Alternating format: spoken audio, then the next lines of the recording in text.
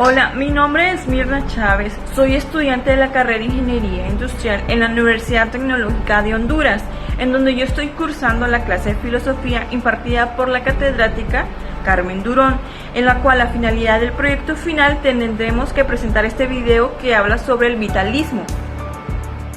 Para empezar a hablar sobre este tema del vitalismo, tenemos que hacernos la pregunta de qué es el vitalismo. La palabra vitalismo tiene varias acepciones. En su acepción común se entiende por vitalismo la condición de expresar vitalidad, es decir, una persona vitalista sería aquella que expresa gran energía, motivación y alegría en la experiencia vital. Sin embargo, el término vitalismo también agrupa diversas doctrinas de pensamiento, tanto científicas como filosóficas, según las cuales la vida no puede ser reducida a factores físicos, mecánicos o químicos. También se le llama vitalista a toda teoría filosófica para la que la vida es irreductible a cualquier categoría extraña a ella misma.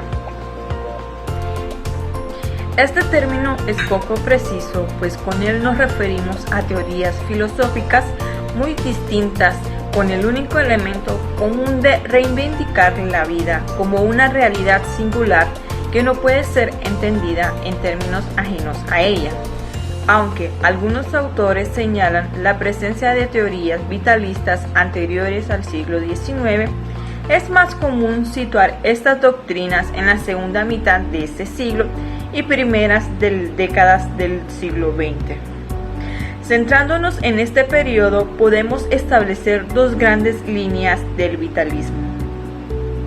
El primero es el vitalismo en la ciencia.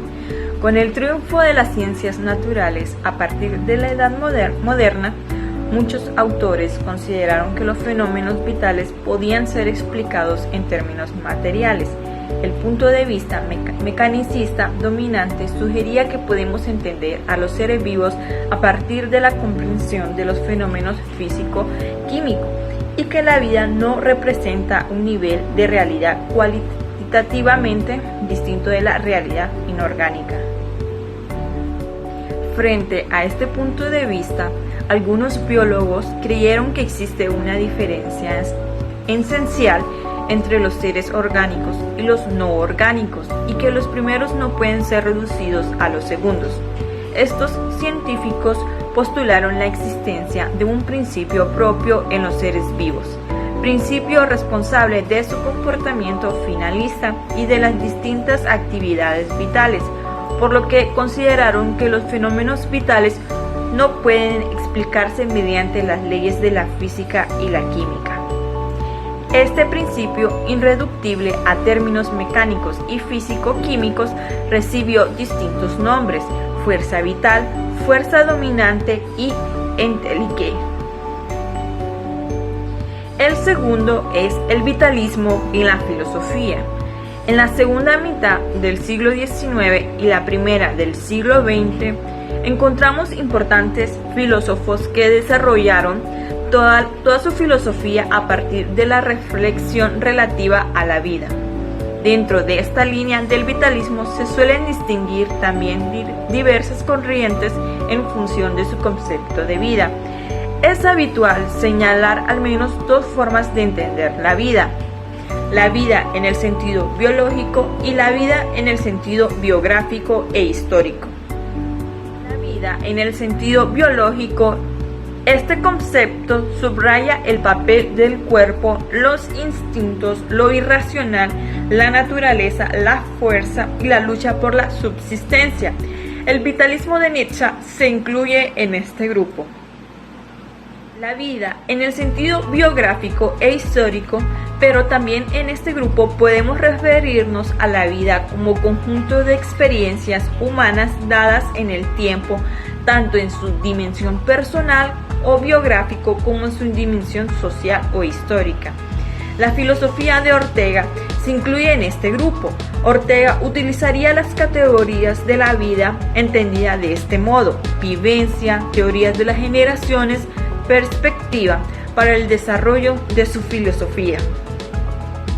El vitalismo en la filosofía se presenta como una doctrina contraria al racionalismo.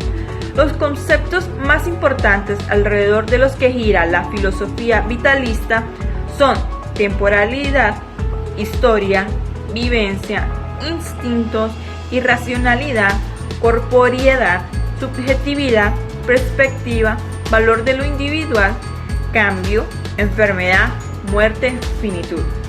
Se puede entender la totalidad de la filosofía de Nietzsche como el intento más radical de hacer de la vida lo absoluto.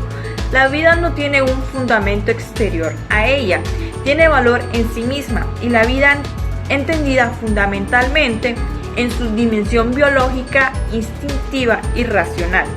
La vida como creación y destrucción como ámbito de la alegría y el dolor. Por esta razón, Nietzsche creyó posible medir el valor de la metafísica, la teoría del conocimiento y la ética a partir de su oposición o afirmación respecto a la vida.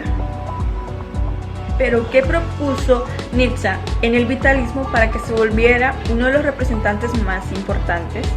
Para Nietzsche, el vitalismo fue hacer que la vida fuera lo absoluto, ya que la vida no tiene un fundamento exterior a ella. Tiene valor en sí misma, pero por esta razón Nietzsche creyó posible medir el valor de la metafísica, la teoría del conocimiento y la ética a partir de su posición o afirmación respecto a la vida. Lo cual, este filósofo alemán propuso tres características principales para el vitalismo, los cuales son: Dios ha muerto, transvaloración de valores y el superhombre.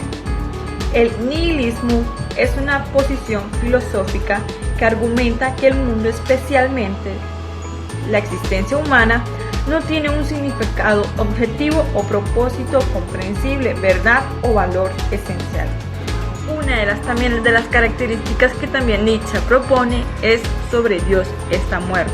La muerte de Dios es el resumen de las críticas a la moral, al cristianismo y a la metafísica. Es lo que le impide al hombre ser hombre. La llegada del superhombre exige derribar los cimientos del occidente.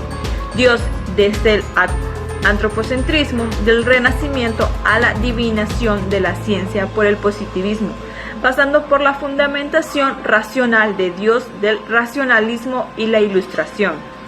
La modernidad lleva a la muerte de Dios. Somos nosotros, el hombre, lo que hemos matado a Dios. Algunos comentaristas señalan de nuestro autor no se dirige tanto al Dios bíblico como al creador por las versiones históricas del cristianismo. Se critica el Dios de la teología cristiana y parece que se respeta la figura histórica de Cristo. La transvaloración de los valores hace referencia a la necesidad de, según Nietzsche, cambiar los falsos valores que han dominado toda la cultura occidental desde hace varios años, la cual puso la vida, lo terrenal, lo inmanente y el devenir en función de la muerte, la suprasensible, lo trascendente y el ser eterno. La figura del superhombre no se puede separar de la consideración general de Nietzsche relativa al platonismo y la muerte de Dios. Implica una conexión filosófica y una teoría de la historia ajena por completo a las ideas nazis. El hombre al que hay que superar es el que se somete a los valores tradicionales, a la moral del rebaño, a la moral basada en las creencias de una realidad trascendente que fomenta el desprecio por la vida. Esto ha sido todo, muchas gracias por su atención.